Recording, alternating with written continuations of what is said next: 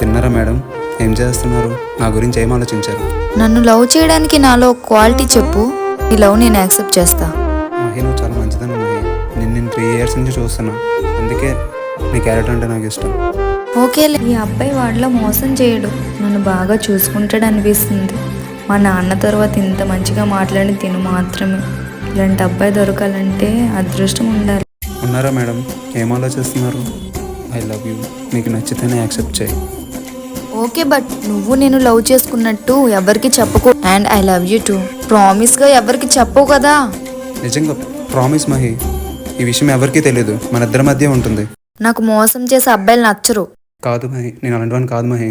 నేనేంటో నీకు ముందే చెప్పాను కదా. కావాలంటే ఇంకెవరినైనా అడుగు. నేనంటే అంత ఇష్టం ఎందుకు నీకు?